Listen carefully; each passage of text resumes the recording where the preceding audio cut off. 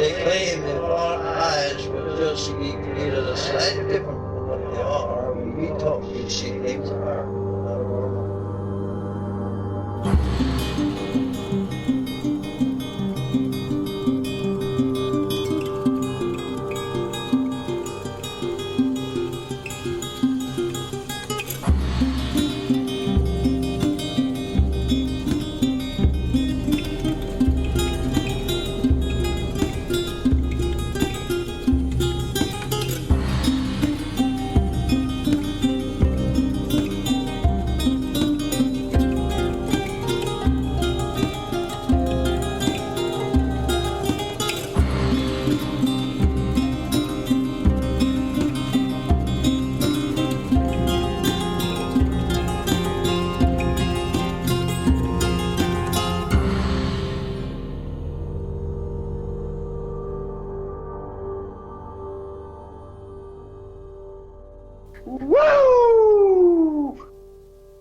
Thought I'd start off the show with it this time.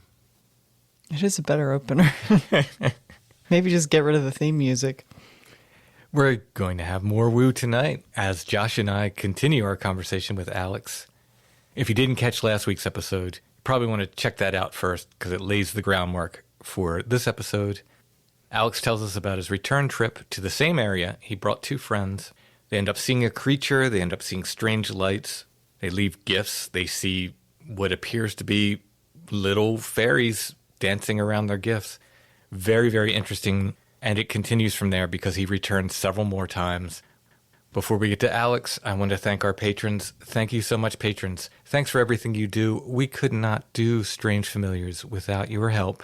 If you want to help us make Strange Familiars and get more content besides, you can go to patreon.com/strangefamiliars and become a patron. There's different tiers of support there. No matter what tier of support you choose, you're helping us make Strange Familiars, and you're getting extra content.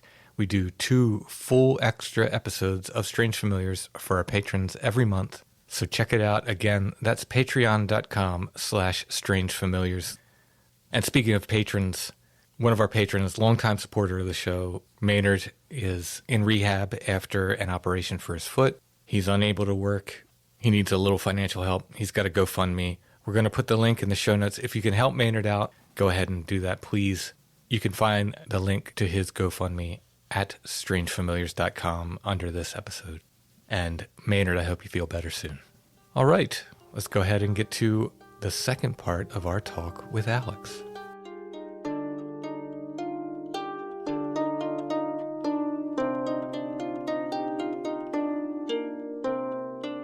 So do you start doing research on this before you go back, or did you go back just like, you know, take a friend back and like, hey, like you got to come out here and I'll show you where this happened or something like that? Yeah. So I wrote up the account of what happened and I posted it on Reddit, and I posted it to like the Missing 411 subreddit because like that was like one of the first things that I came across when I started Googling like the weather thing in Bigfoot. It's like, oh, David Paulides, and I don't know how I feel about all that necessarily, but I posted my account on there, and I got like these recommendations for like these documentaries and like avenues of research that I could go down. And the first thing that I watched was the Missing 411 Hunted documentary, and they have a segment in there about the Sierra Camp and the Sierra Mountains in California and the recordings that they made in the 70s. And it's like, wait a minute, this is exactly what I experienced. So that was kind of my first foray into the whole Bigfoot thing was through Ron Moorhead, and you know, he's got his own ideas about what it is, and that's cool. But I've since kind of like branched off of this whole phenomena being exclusively a giant monkey person with psychic power. So yeah. I mean, you guys know what I'm talking about. Yeah. So I explain everything what happened to my roommate. I kind of like tentatively tell him what happened. I leave out certain details like the psychic stuff or like the thought patterns and the mind speak or whatever. For good reason, I think, because anyone who doesn't know what that is probably going to think it's some kind of mental. Yeah, I mean, it's a crazy enough. Like when you tell this stuff, it's crazy enough as it is, and then you start adding that stuff in, and people are like, "Okay, I'm out." Right. Yeah. Yeah, you mentioned, and I listened to the last episode that you did, and you mentioned like the overwhelming kind of thing where you like, oh, and then I saw a UFO, and then like I saw Bigfoot. It's like, okay, like this is too much for anyone to like believe. So you kind of have to leave out details in a way. Yeah. So yeah, that's what I did. And, I showed him that documentary, and I was like, dude, this is exactly what happened. Or like, I was just going to say, so sometimes I think that this compounding of bizarre elements that aren't supposed to be related, quote unquote, is a deliberate technique used by the phenomena. I mentioned this in an essay that I've got coming out in another collection of essays, not that collection of essays, a different collection of essays that's coming out soon. And there's a screenwriting line of thought that says that you can't engage in a bunch of double mumbo jumbo, which is like you can have vampires or you can have men from Mars. You can't have vampires from Mars, right? Right. Unless you're like doing some sort of like, send up that's sort of a tongue-in-cheek Velocipaster or something like that, right? And because you wreck the audience's disbelief, and sometimes I wonder, I put this forth in this essay that like maybe that's a deliberate ploy to sort of remain in that marginalized area that these things tend to prefer to dwell in. Jacques Vallée talks about like how the phenomena negates itself through absurdity. Sure. Yeah. And yes, 100%. And the more I talk to people, and again, I've talked to some people who've been on other podcasts, and they were just like, well, they didn't want to talk to me about the ghost and UFO stuff. They only wanted to talk to me about the Bigfoot stuff, right? Or they, it was a ghost podcast, and they didn't want to hear about the UFO stuff. Right. And it's gotten to the point where I don't know that it's more common for people to have multiple things happen, but it's quite common for people who've experienced one thing to experience other things. And I know this just from talking to witnesses. Every week I talk to them. The number of people who have multiple things it's not small. Let's put it that way. A lot of times if one thing happens, people have other things as well. So you're telling your roommate, sorry we threw you off track. You're telling your roommate about this. Yeah. So I show him that documentary. I basically like browbeat him, trying to like, this is what happened, man. Like, I'm not lying. I realize like, I'm not, I'm rational about this whole thing. Like I understand that what I'm saying sounds insane. So I'm not like trying to obsess too much over it, but it's almost impossible for me not to, just because getting past like the whole trauma aspect of it. It's an intensely fascinating event, and it, not only just because it happened to me, just because it's like, wait, Bigfoot's real? Like I never would have thought that ever, unless this had actually happened, So yeah, I start doing like research. This also unlocks a whole bunch of like memories that I had tried. I don't know why, but for whatever reason had like completely wiped from my mind or like my day to day. Like I had seen a UFO before when I was in school in Seattle at a frat party.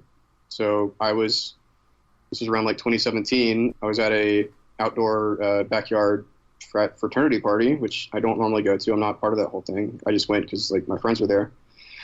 And I think I had like a beer, but obviously alcohol does not make you see these types of things. But just for full honesty and disclosure, that's what I was drinking. It's like a Bud Light or something bad. And I'm talking to this guy from University of Michigan, I can't remember his name. I should probably look him up, but just so I can corroborate this story somehow. But for whatever reason, I get this feeling that I should look up, and I do, and I see this glowing green egg-shaped object in the sky, like behind the clouds. I can see like the clouds passing over it, and it's very distinctly ovular, like an egg. And I look up and I say, hey, what's that? And he looks up and he's like, hey, that looks like a UFO. And then as soon as he says that, it zooms off like a bullet, like extremely fast to the left, and just disappears. And that was definitely the first thing that I had ever seen visually that I would consider paranormal. I think it's important because another person saw it. So right, yeah, it kind of unlocked that memory. Another memory that it unlocked was I remembered that I had dreams when I was a kid, and I find this interesting because normally, like, I can't remember dreams at all, but especially from like age 5 or 4, But I remember a dream that I had when I was a very little kid of little people in my room running around and, I don't know, like destroying things or, I don't know, just causing a nuisance or something. I don't remember exactly the motives or what they were doing necessarily, but it didn't seem very pleasant. they had like little pointy heads or hats or something. You know, I had like a book on gnomes or something when I was a kid. There's like this famous like very well illustrated book on gnomes. I can't remember what it was or who wrote it. I know which one you're talking about. Yeah, that's so funny. I remember that dream so distinctly, and again, it was like one of those like hyper real, very distinct memories that I had. Another one that I remembered was a little bit older, maybe like 10 or 11. My brother and I used to share a bedroom, and I remember waking up and seeing with my eyes, this was not in a dream state, a little person covered in hair running down the hall and jumping into my brother's bed and then disappearing. And my brother was in the bed, so there's no possible way that it was him. And again, this is one of those memories that I just completely blocked out forever until this Bigfoot thing happened. So this whole thing kind of released a whole bunch of stuff that my brain, for whatever reason, kind of blocked out. It recontextualizes it as well. Yeah, that's great. That's a great way of putting it. Actually. Yeah. I mean, just, again, kind of similar things, not the same dreams, but I've had dreams that I remember that I thought were recurring dreams. I knew I was awake, but when I was a kid, but as looking back, I was like, oh, they just must have been recurring dreams until I started getting into this stuff, and it changed the whole nature. It just really recontextualized them. Right. So, yeah. Because I remember thinking at the time when I was a kid, like, that was strange, but I had never, I didn't have any context for what that possibly could have been, so I kind of just wrote it off as a waking dream or something like that. Right. And, yeah. that was very interesting to remember all of that. So yeah, do you guys want to hear about what happened when I went back? Absolutely. How long in between was there before you went back? Okay. So I went the first time in mid-August. I had a little time to tell my roommate, tell my friend. I brought 2 other guys with me, my friend Steven, my friend Julian, who is my roommate. And I had a little time to like explain, like, this is a thing that has happened to other people, like, look at this and this, and like, look at this documentary. Like, I basically had time to tell them this was not just a hallucination or some kind of like manic episode or whatever. Not that that has ever happened to me before, but they were open to it, I'll say. But they were definitely going in like, this is fun. Like, we're going to go look for Bigfoot. This is hilarious. Not exactly that way, but a little bit more nice about it, which I appreciate. So they were not expecting anything to happen, is what I'm trying to say. So we go in November. I think it was November 19th, so like a couple months after.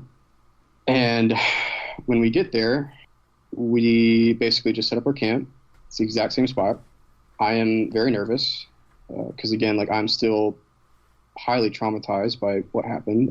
I'm still feeling very paranoid, and like, I just want them to see the location, basically. I don't necessarily need anything to happen. We set up our camp. We do a little bit of exploring because it's not raining, and I'm feeling a little bit more safe with other people there.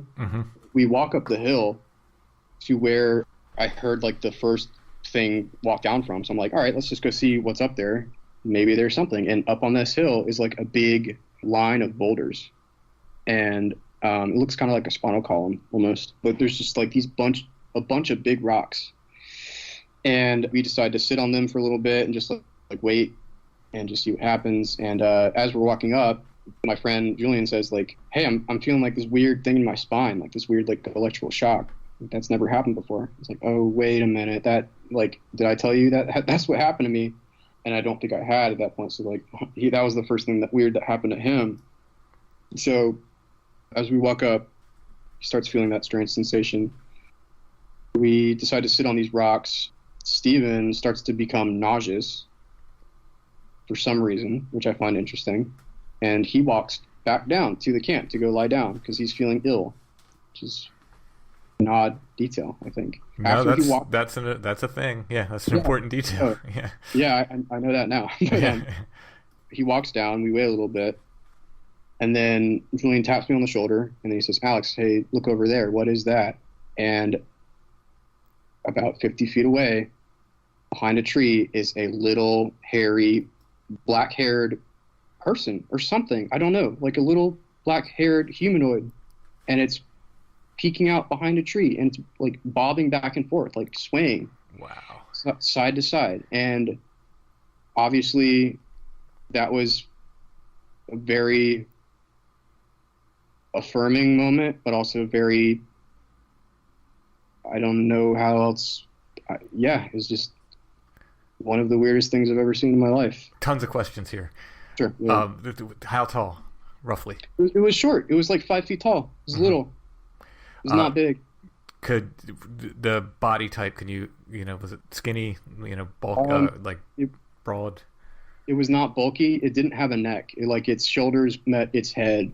I don't know if that's because its traps were super big or if it was just like hunched up. I don't know. But like it didn't seem to have a neck. Shoulders were pretty wide. I remember this. Oh, this is a weird detail. You know how an orangutan has like the hair that falls off its elbows? That's kind of longer. Mm-hmm. Yeah. It had that. Like it had like long hair off the elbows, which I find is a very interesting detail. Yeah, and it was just like swaying back and forth. Could you see any face details at all? No. So Julian was sitting on a rock higher than I was, so he saw the face. He saw a face. He describes it as like a child, like a kid. Wow. Said it had like a confused, inquisitive look on its face. He actually drew it, and I can send you the picture of the drawing later. But did he describe the skin color at all, or? I think he said it was like dark skin. Mm-hmm. Mm-hmm. Yeah. So we don't say anything. So he's an instant believer at this point, I'm guessing. Yeah. You can talk to him now, and he says, "Yeah, we saw a little hairy monkey man." So, wow. And he kind of has like a different approach to all this. Like he went to art school, and he likes all the creative stuff. So he's like, "Oh, it's so cool that like he doesn't really have like the dude. This is kind of important. Like Bigfoot's real. Like this kind of implies a whole bunch of other crazy stuff too, but right. I don't think he really thinks about it that much, honestly. But, if you talk to him, he's like, yeah, that's what we saw. So after a while, it kind of just like disappears behind the tree and we don't see it again. How long would you guess that it was there, or that you saw it rather? Probably around like 5 minutes. Oh, wow. That's a good long time. Yeah. Yeah, I know. It was standing there for a while, and we were just like, I didn't feel fear.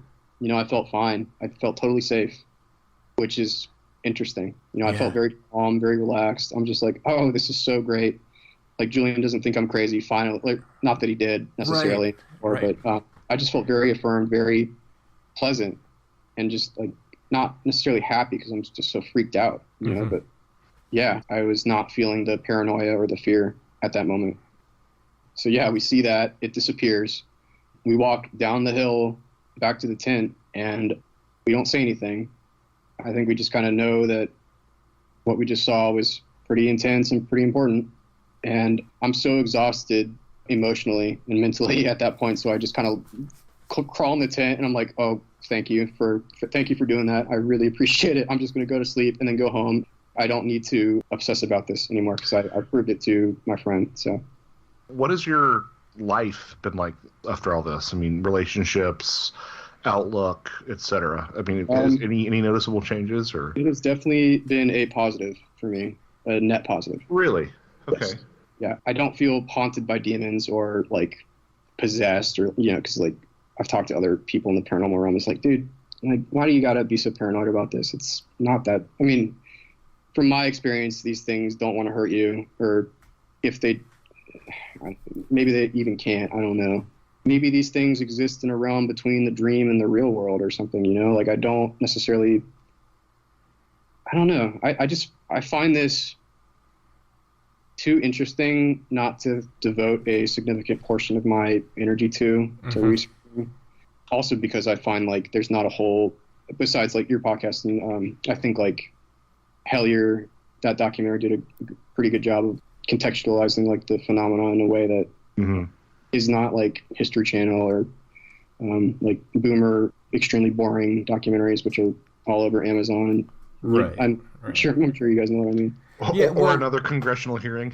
Yeah, right. And it's like, okay, so that's interesting you bring that up, because it's like, whenever I hear people talk about UFOs, it's like, bro, you don't know what you're talking about. Like, you know what I mean? It is such a huge spectrum of separate and connected phenomena that when you just talk about, well, like, Navy pilots saw a mysterious object that, like, well, it maneuvers not like a drone. It's like, dude, are you going to bring up the fact that this is related to the occult ever? Like, I don't think you are. So, well, I mean, I think in a way you had an advantage in that your introduction to the phenomena from the outset kind of told you this is something more than a monkey in the woods, right?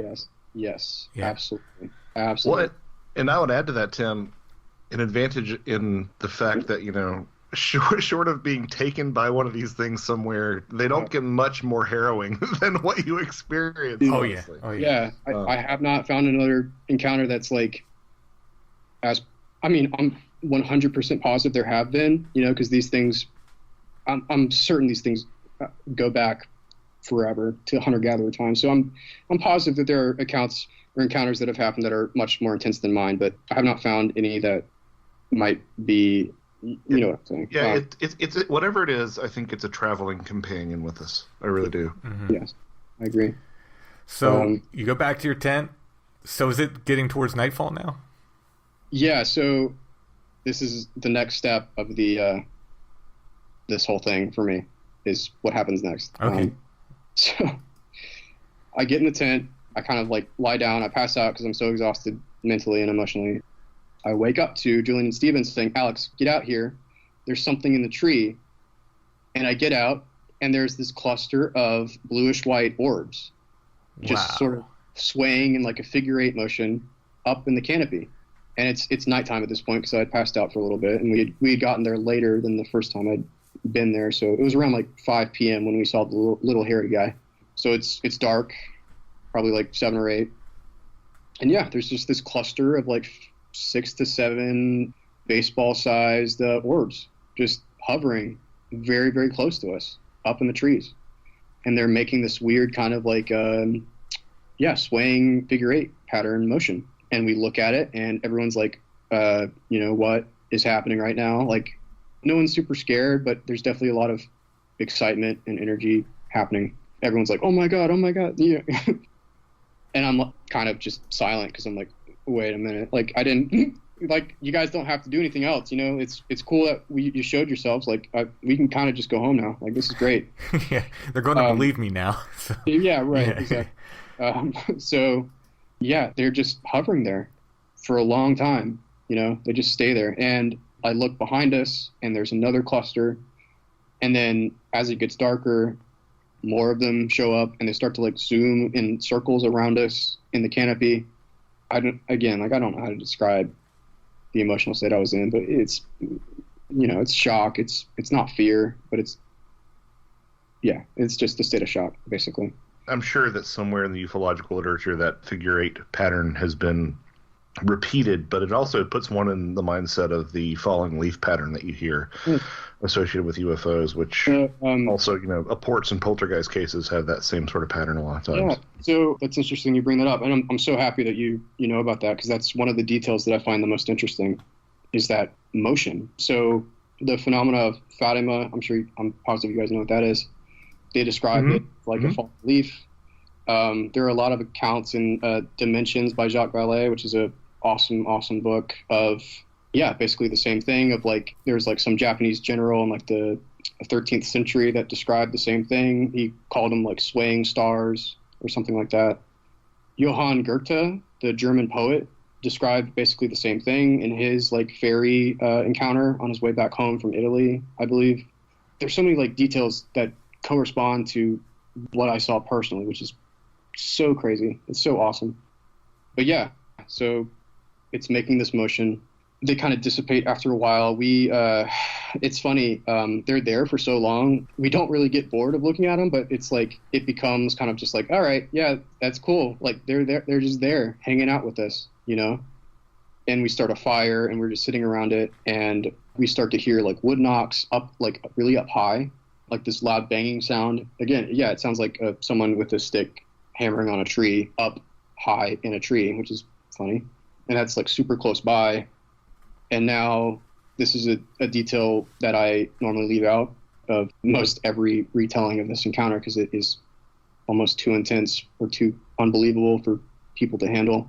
But I'm going to tell you guys because I know that you appreciate the interesting details. This is when the military showed up. And obviously, I knew that the military hung out in this area, but I didn't expect them to appear in that spot at this time.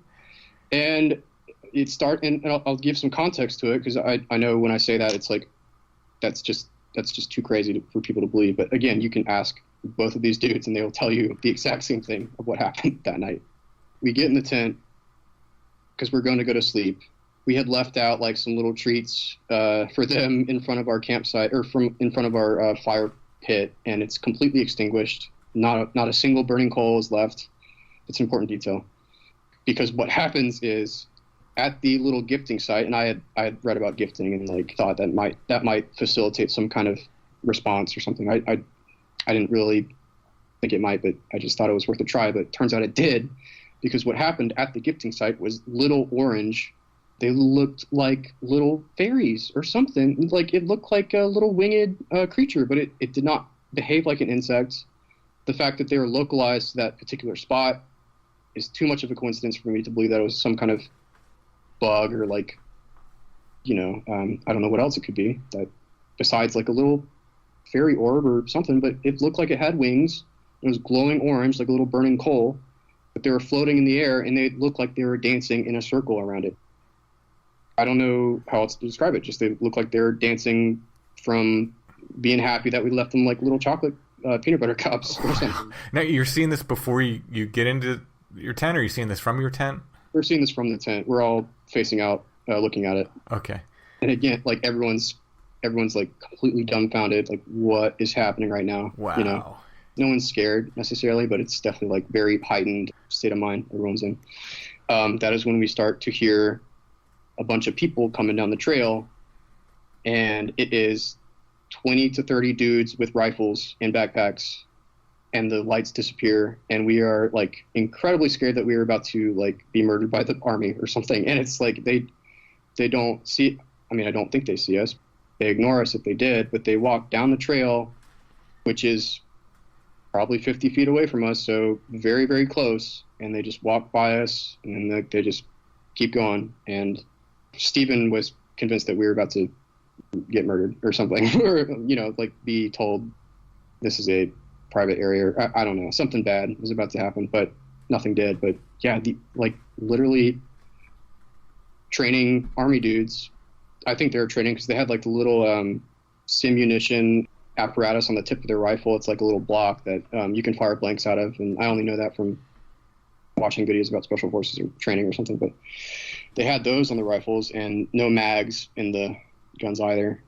They're obviously doing some kind of training exercise, but I just find it so bizarre that, again, it's like this synchronicity kind of thing where the sequence of events is just so bizarre.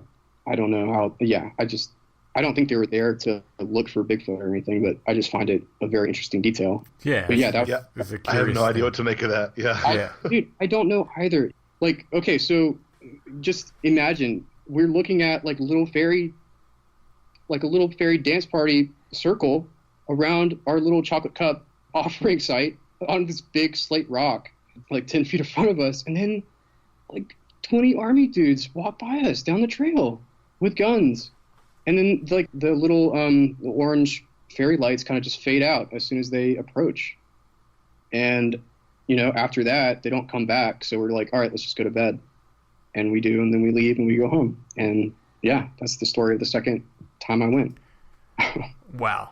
No less amazing than the first time. Well, okay, so I've been 7 times. There's a lot more.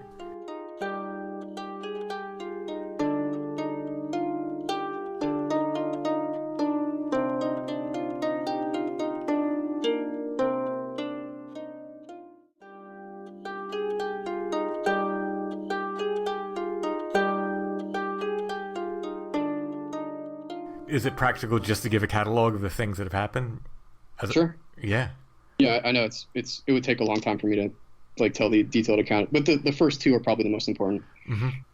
Yeah, let me think about it. So I'll just say the third time that I went with only Julian. Stephen couldn't go. I can't remember. It was winter time.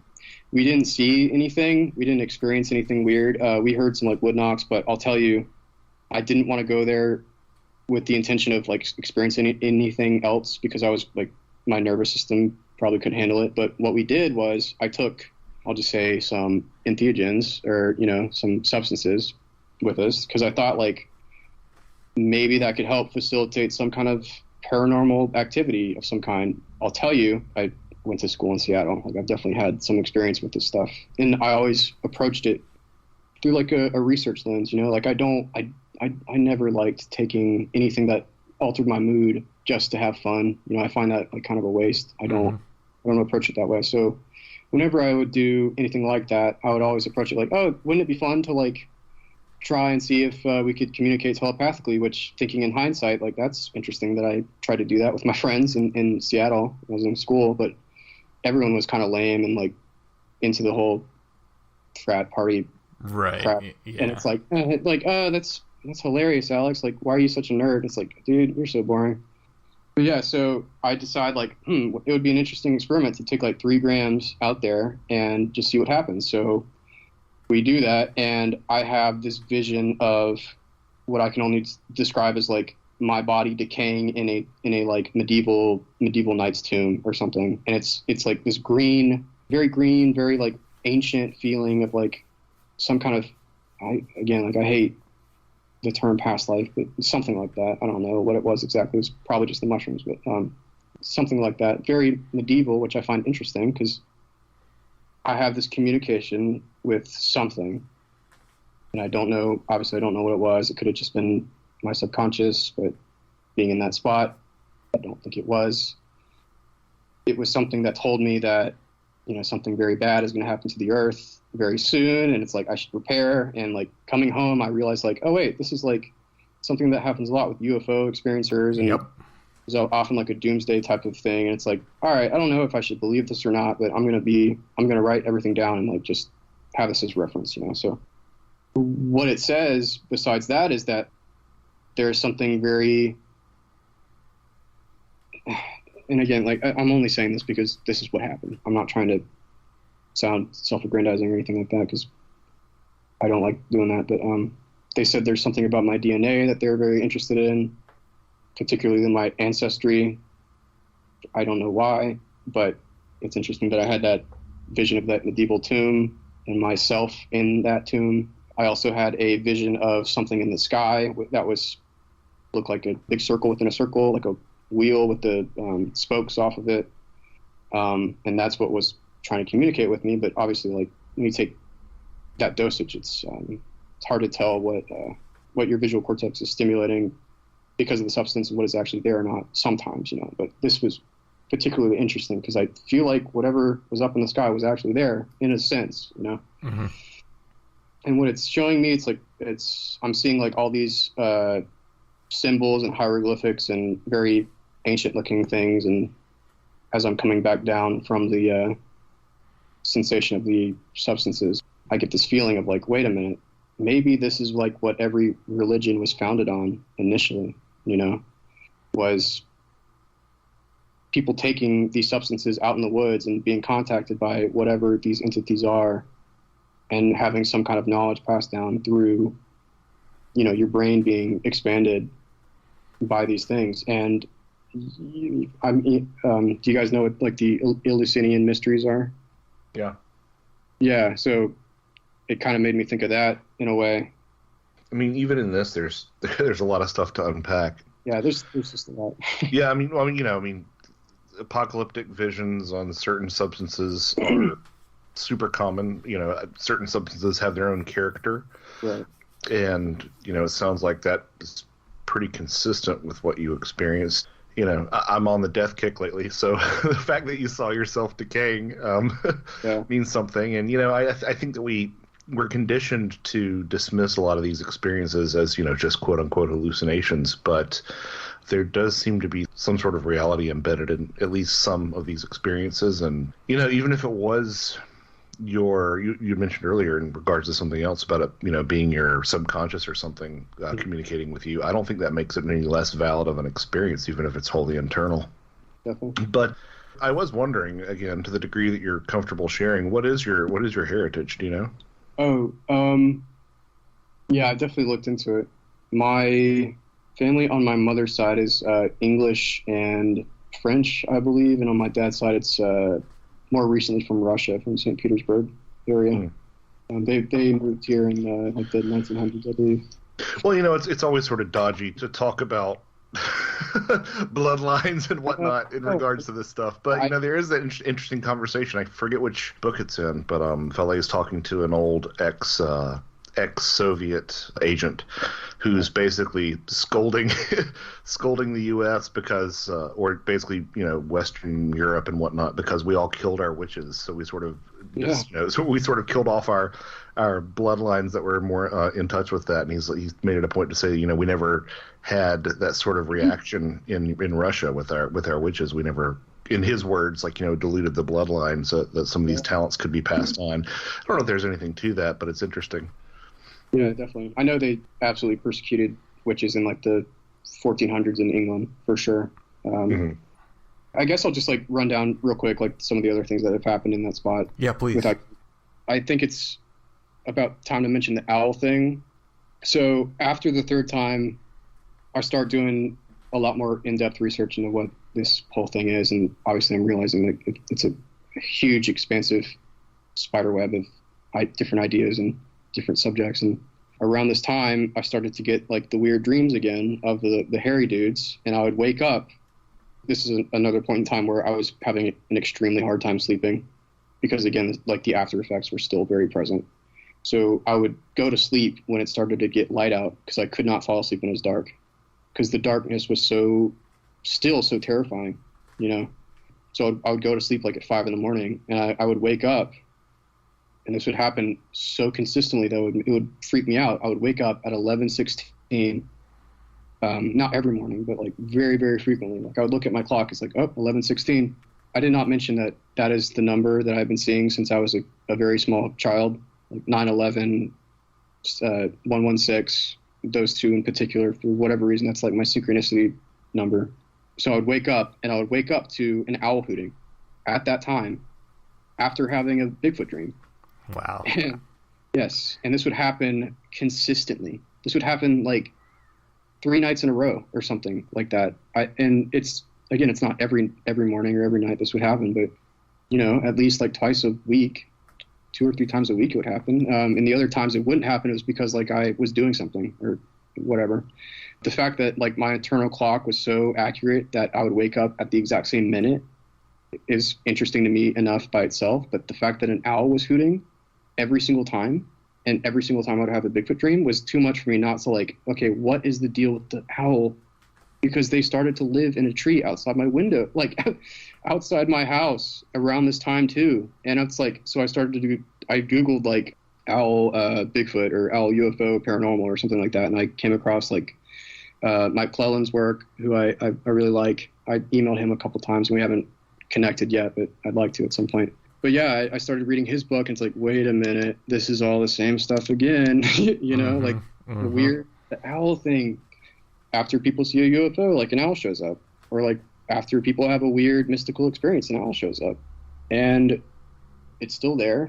I still hear it almost every day. It doesn't wake me up anymore. I think maybe it decided not to do that because I was falling asleep at a different time after I got over the trauma of the dark time. But here's another weird thing. The owl started to appear with other people. So I told some coworkers of mine who are 2 ladies that are kind of into the witchy stuff, which I'm not. I'm definitely not. But they're definitely into the more surface level manifesting, like that kind of stuff. Right.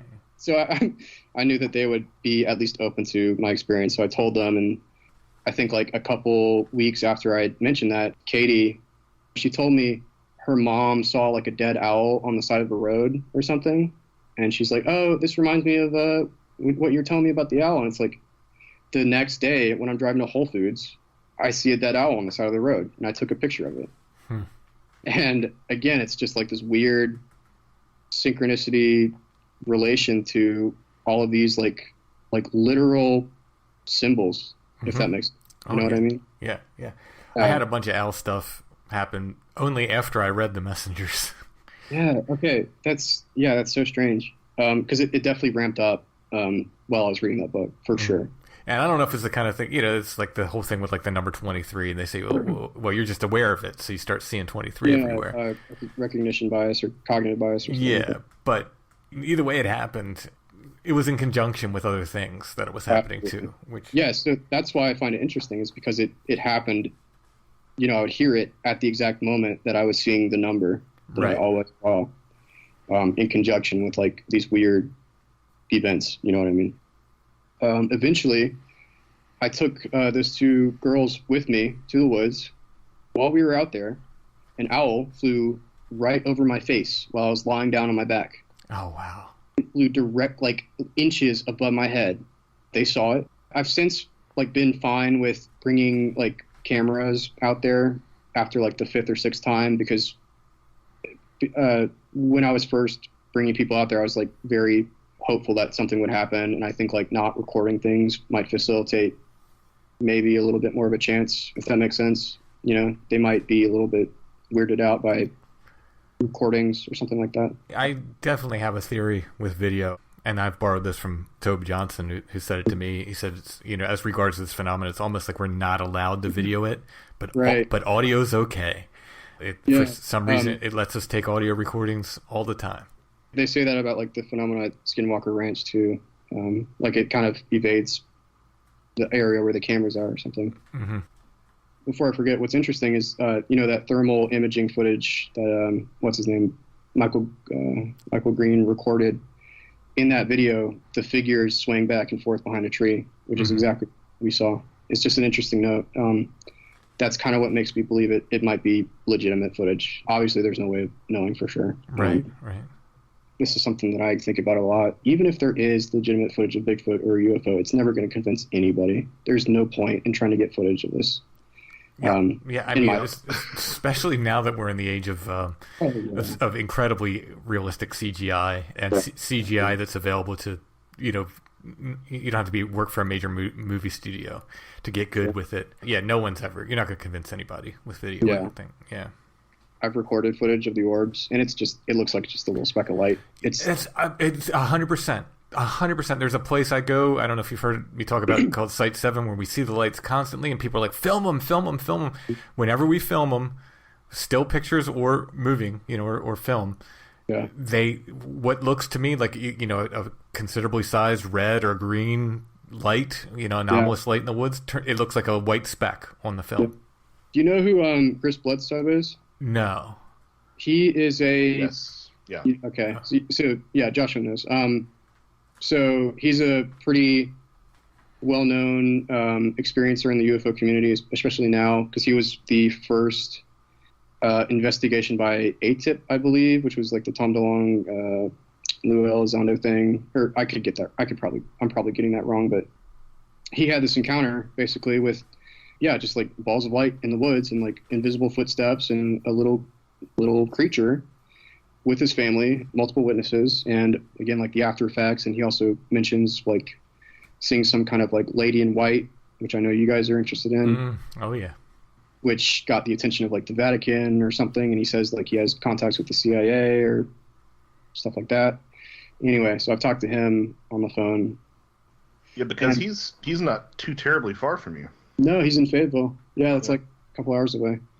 I want to see if he will talk with me for my documentary project. But anyway, so he records these orbs and posts them on Instagram, and it's just like he uses a what's called like a digital night vision camera. I actually have the same model as him, I believe, but what he posts are just like these little specks of light that go across the sky in a straight line and basically mimic the pattern of a satellite. And it's just so I know he's telling the truth because I've experienced it for myself, but from an outside observer, it's like, that's just a satellite, man. I'm sorry. Like, having said that, let me tell you something really weird.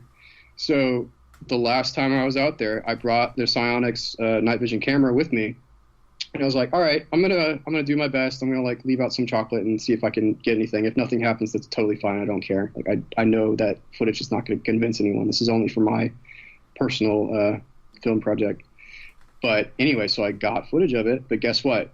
I see the orb in the sky because they show up every time I'm there, which is awesome. I'm very grateful for that. Like I appreciate it. So it shows up, and it's just one of them. It's like orange and yellow, and which is that's abnormal. It's not normally that color. It's normally bluish white or orange. It's like this pale yellow color, and it's doing like the same sort of zigzaggy falling leaf motion. And I'm like, all right, hey, cool, this is great. If you can hear my thoughts, like, do you mind sticking around so I can record you? And it starts to fade out, like a little bit. It's still there, and I'm like, I take that as a maybe, you know. And so I bring the camera out, and it's still there. It's still doing the same little motion. And as soon as I turn it on, it brightens up, and it starts to fly in a straight line. And I swear to God, and I can show you this video too, because it's crazy, but it starts to fly in a straight line at the exact same pattern, at the exact same rate as a satellite.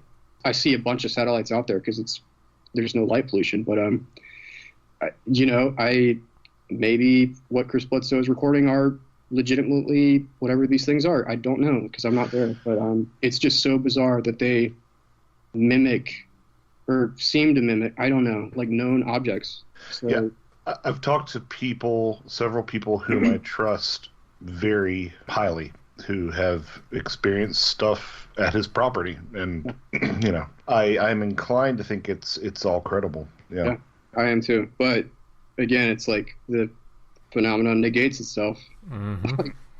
Some reason, it's just kind of like, all right, I know you're observing me, so I'm just going to try and act like a known object.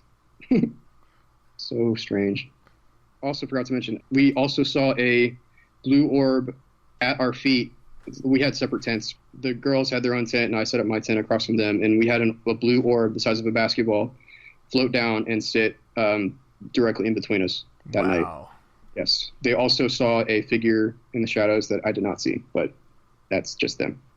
That's basically everything that has happened at that spot. I brought my brother out there a couple months ago. My brother is a very staunch non-believer. He thinks this is all ridiculous, which I think I think some people have like a whole like little ego thing where it's like, I am not going to believe in anything ridiculous because I'm a smart, rational person. They kind of take pride in that. And I'm like, dude, you realize like nobody knows anything about anything in reality, that everything that is written down is mostly just, I mean, you guys know what I'm saying. Like there's no, like consensus reality is not true reality, if that makes sense. Mm-hmm. Yeah. So anyway, so my brother and I saw this like color changing orb that was doing the same exact like falling leaf motion. And we also he told me while we were out there, like, Alex, I think I heard something that sounded like a baby monkey. And he was a little freaked out.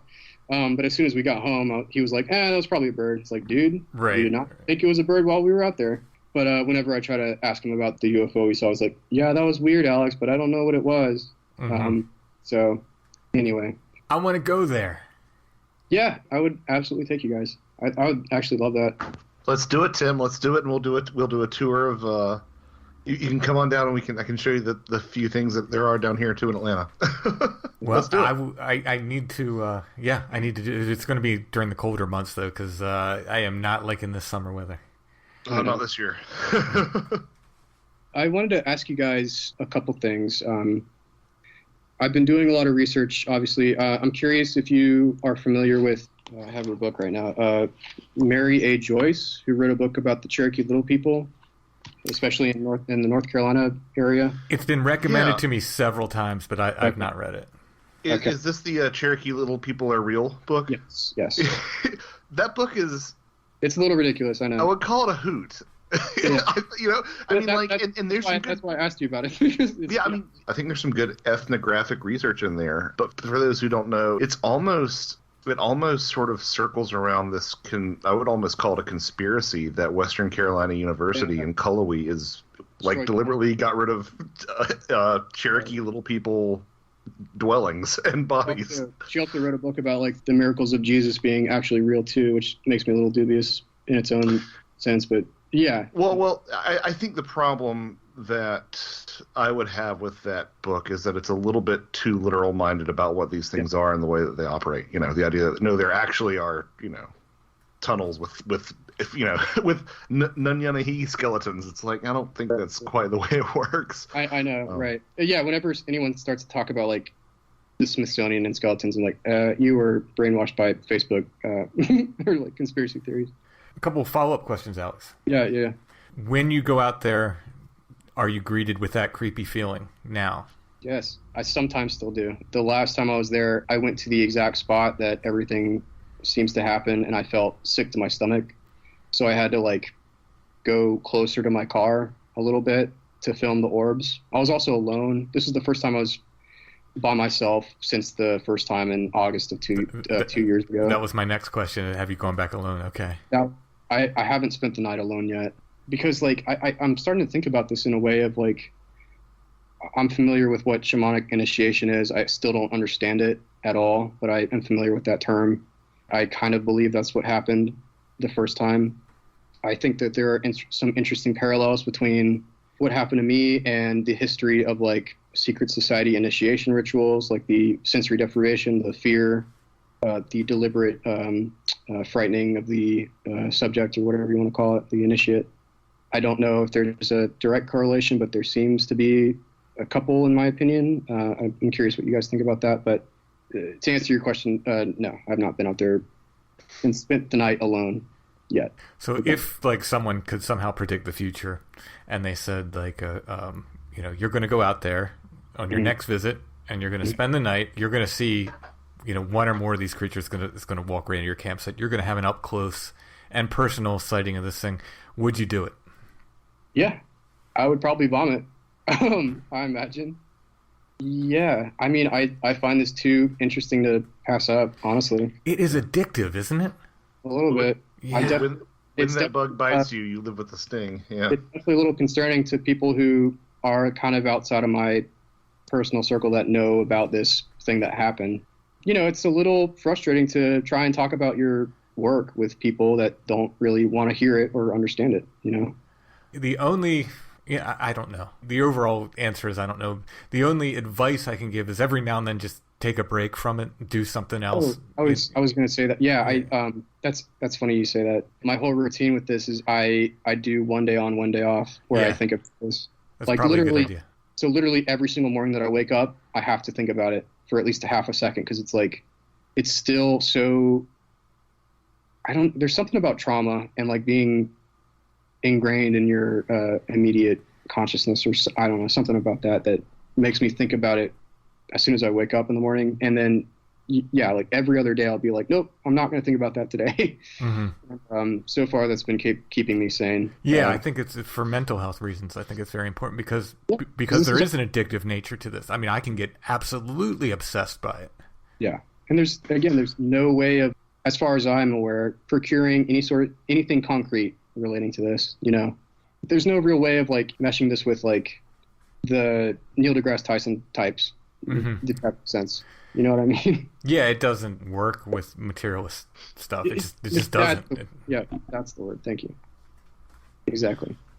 Alex, I hate to predict things, but I guess that you're going to have more, and I hope you'll keep in touch and let us know. Definitely. Yeah, I'd like to keep talking for sure. Yeah, please do.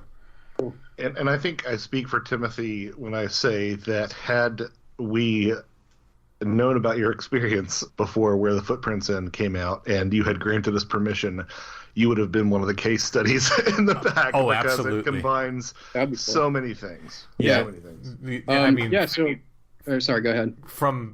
You hit everything. I think I know. That's why it's so weird, man.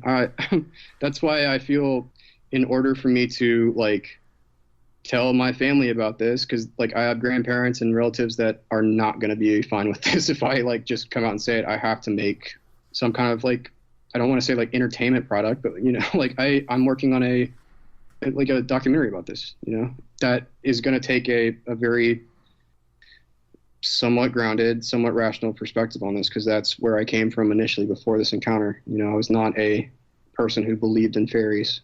I would laugh at that, honestly. Mm-hmm.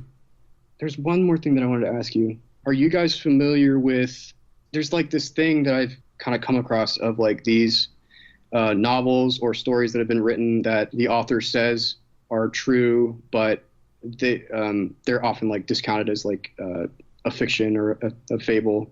But they often like are stories of like people going underground and meeting like Edidorpa. I don't know if you're familiar with that. Like the Edidorpa or like the Shaver mysteries. Yeah, Shaver. Yeah.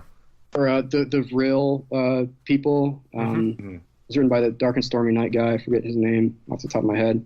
Oh, okay. One last thing that I wanted to mention. Are you guys familiar with, I think his name is Edward Sturgis Ingraham or Ingram? I can't say that I am. Yeah, okay. It's not ringing bells for me. Okay. All right. This is something that I think you guys need to look up.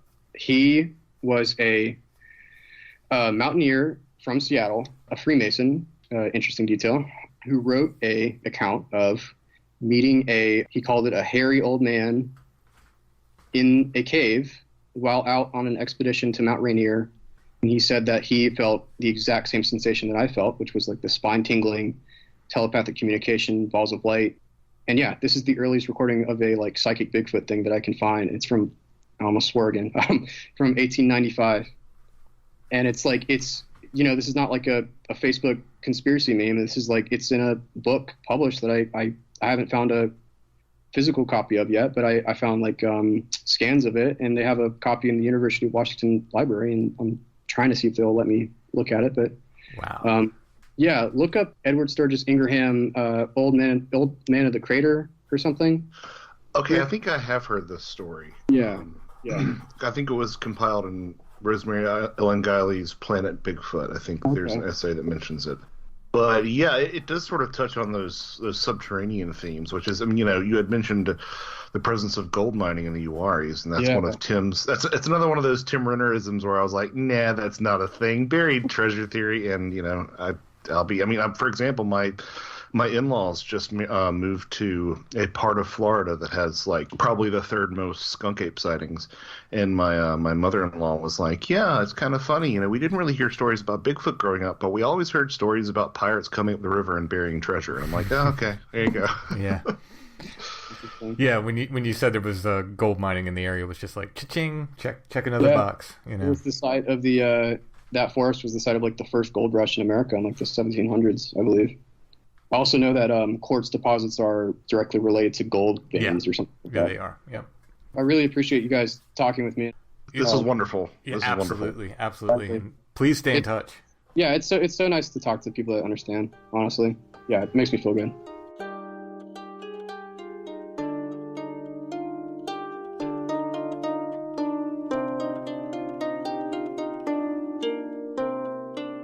So, Josh, you have some appearances coming up? I do. It looks like conferences are back in rotation. So I'm actually doing 3 in the latter half of the summer. The first one is August 5th through 7th in Cape Girardeau, Missouri. It's the Midwest Conference on the Unknown, and it is a stacked roster. I'm so happy to be a part of it. It's like Micah Hanks, Ryan Sprague, Ken Gerhart, Steve Ward, a bunch of people, including Michael Huntington, who's organizing it. So it's just an absolute awesome roster. And then there's like a long weekend at a retreat in Franklin Grove, Illinois, August 11th through 14th at the Worldwide Metaphysical Tribe is what it's called. And I'll be doing a Where the Footprints End talk there. And we're also going to be calling down a UFO. And then anyone in the Atlanta area for the first time after years of saying, hey, can I come? Hey, can I come? Hey, can I come? I will be at DragonCon, September 1st through September 5th in Atlanta, Georgia. So come on out to any of those. I'd love to see people.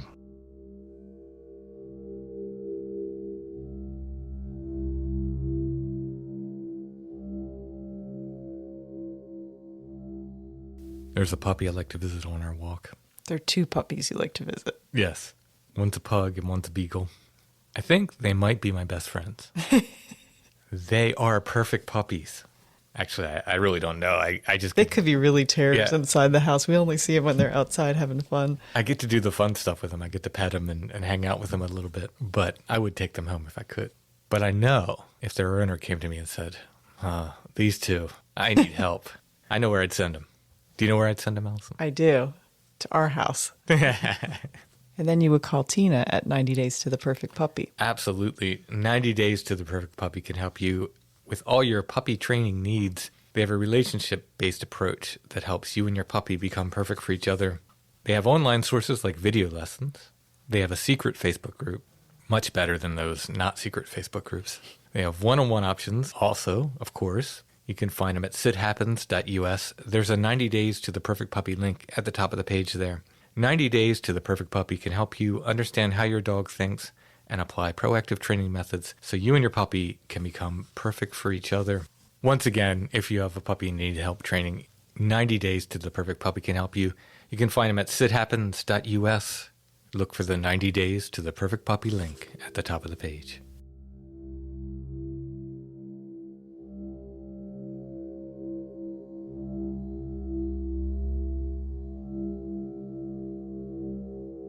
We're going to have more with Alex, even more with Alex. I thought of some things after I talked to Alex, and I emailed him some things that happened to Chad and I around Pandemonium. And we started talking, and he started remembering some other things that he didn't tell me. I said, you know what? Going back, let's talk, and let's compare notes and talk about these weird dreams and things some more. So we're going to do yet another episode with Alex, but that's a patron episode. To hear that, you got to be a patron. Patreon.com/strangefamiliars. We'll be dropping that pretty soon. That'll be the first patron episode of the month. The second patron episode of the month is also related kind of tangentially to this episode. It's Josh Cutchin and I talking about some folk tales and ghost stories from the Uwharries. So it's, kind of related because Alex's whole story takes place in the Uwharrie National Forest there. So there's more with Alex. Patreon.com/strangefamiliars.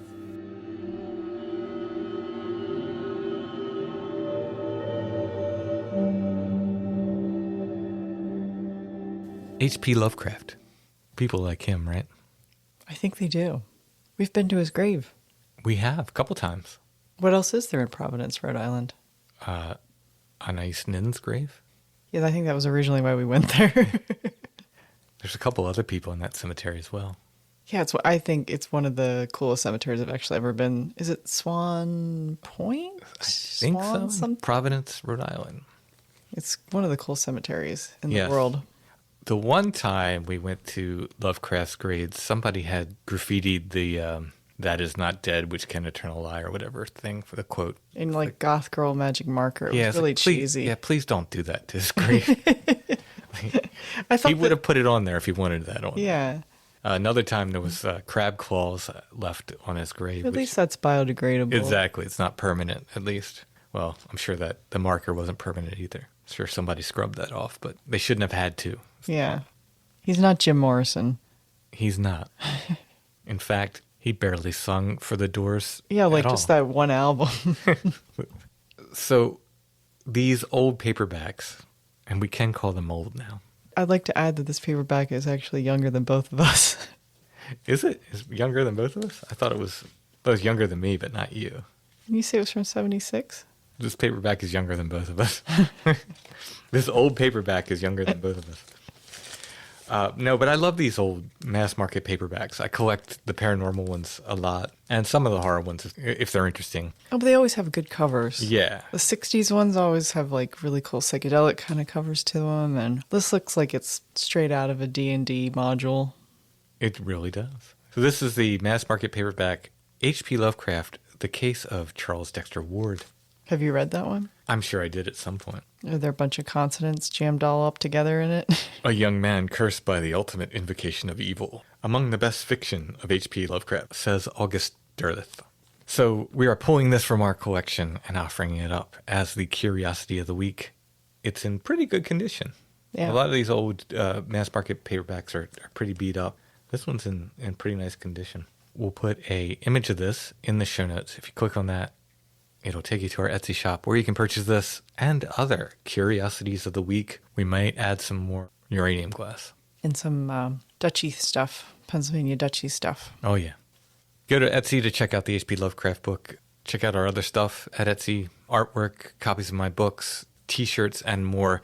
We were temporarily sold out of size medium of the High Strangeness Tour shirts just because I counted wrong. It said sold out before. I went up the other day, and we do have a couple mediums. So if you wanted a medium of the High Strangeness Tour shirt. We do have them. I think we have one small or two smalls, one or two mediums, and one large as we're recording this. So that's it. Once those are gone, they will not be made again. While you're at Etsy, check out our friends at Karmic Garden and Chad's shop as well, Ruck Rabbit Outdoors. Thanks for listening, everybody. We'll be back soon with more Strange Familiars.